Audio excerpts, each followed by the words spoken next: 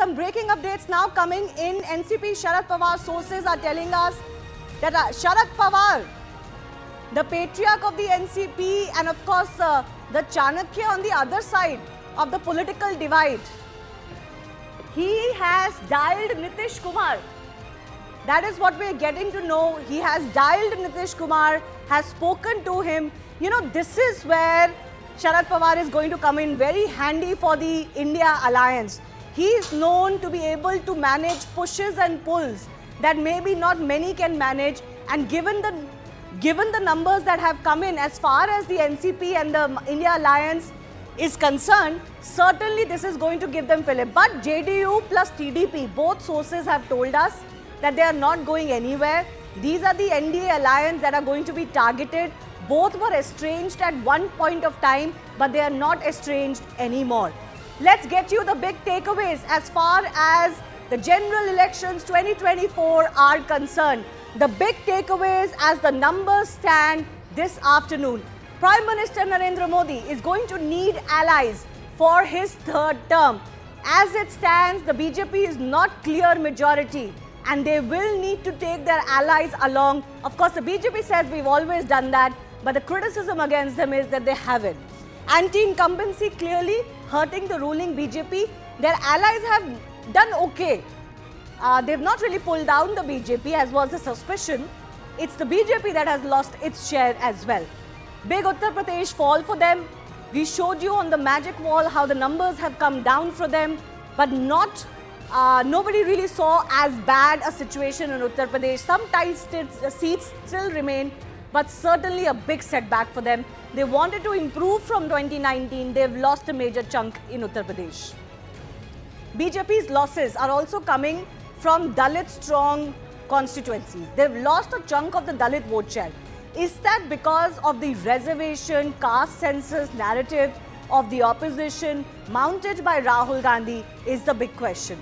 Big boost for the India alliance, of course, at the number that is crossing 200, they have surpassed even their best friends, expectations. Congress has doubled its seat share. Congress alone is crossing a 3-figure mark, which is a big gain for them. Again, not many saw this coming. Akhilesh has emerged as the alliance's superstar. We showed you the UP scenario. He is really the one that has propelled both the alliance's fight in Uttar Pradesh, which is the key state leading to Delhi, and of course overall in the India alliance numbers by about 30 plus. Mamata Banerjee, still Bengal's lady number one, leading lady, and she has held on despite the fact that virtually everyone felt that the BJP will either hold on or improve from their 2019 number. The Jod Tod in Maharashtra seems to have boomeranged. The Prime Minister himself had talked about the sympathy factor, but it seems the sympathy factor has gone to the other side. Now, jobs, rural distress have been talked about. The expectation was that they're not going to hurt the BJP as much, but it has hurt as far as the verdict is concerned. And Odisha, we will talk a little bit about the state results in Odisha and Andhra Pradesh too. But Odisha win for the BJP, displacing the BJD and emerging as the single largest party in majority is the only solace really for them today. This is soothing their heartland slum. Dinesh Gundu Rao, Minister of Health and Family Affairs, Karnataka government is joining us. Dinesh Gundu Rao, let me come to you first as Tuhin Sinha, Matthew Antony, Ram Pratap Singh of the Samajwadi Party, Abhijit Majumdar all with us. Also my colleague Christine Walia with me in the studio. But Dinesh Gundu Rao, this is better than what you expected, or are you still expecting more? No, I don't think I will say it's better than what we expected. It's much better than what the exit poll predicted. That prediction has gone totally awry now. But I think we were expecting a little bit more seats. Even in Karnataka, we were expecting a little bit more seats. And I think, the number of seats that we've got in some other states has been a little bit, I think we've fallen short. So I would not say that this is met our expectations, but I think this election has been a defining election because we were not just fighting a political party, we were fighting the entire establishment, including the institutions, including the media, which was one-sided, and it was a battle where we had to go all out. And if you look at it from that angle, the BJP not getting a majority is and falling way short of majority. Let's wait for the final numbers. Yeah. But I think No, it is but going it's to be good interesting for you India, say- good for you- India's democracy. You say that this is not better than what we expected. I just have a counter question to that before I toss over to Christine as well. Why is it that you didn't expect more? After the numbers you got in Karnataka State Assembly, this was the state where the Congress was expected to do well. So why are you in any way surprised? Exactly. No, exactly. We were expecting better results than this. Even in Karnataka, we were expecting at least 14 seats. So we are falling few seats short. So whatever it may be, I think let's wait for the final numbers. But I think this election will curtail the arrogance and the totalitarian approach of the Bharatiya Janata Party and the Prime Minister Modi. Mr. Modi himself is struggling to win his own election. And Uttar Pradesh, where, you know, in fact, this is in a way, I think, Lord Ram telling the entire nation that follow the principles of Dharma. And this is an election where I think the blessings of Ram has been there to save the nation from a dictator and someone who would have usurped all powers and would have been really the death knell of India's democracy if BJP had come back to power in a brutal majority, like what the exit poll predicted. So in that sense, I would say this is good for India.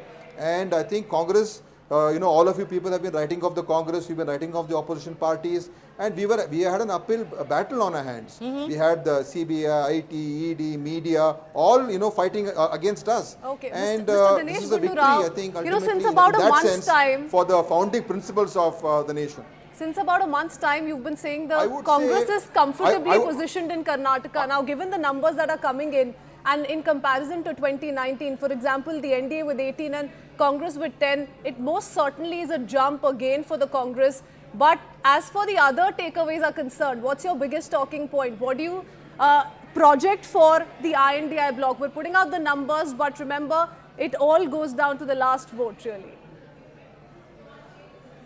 See, I think what has happened in the last 10 years, there's a big division that has been taking place in this country, which has been created by the establishment, by the central government and the political party BJP.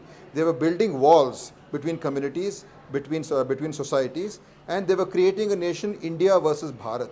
Now, I think this election is not India versus Bharat. India is Bharat and Bharat is India. We are all together in this. So do not, I think, in the next government, whoever forms, I think this message is loud and clear that take everybody along. We need work on the ground. We need jobs. We need our economy to improve. We don't want the rich and the super rich to enjoy at the cost of the poor people. Okay. If you look at the results, I think rural India has spoken in a loud voice. More than urban India. Rural India has realized the distress India is going through. Okay. Rural India No, has understood we'll look that at the those numbers. democracy, I want- democratic principles I are under want threat. when that So if statement you is look at the made- numbers, I think I would say hats off to the rural voters. Sure. The voters who we We'll say are break less that down on educated, our less magic wall as empowered, well. less poor, less rich.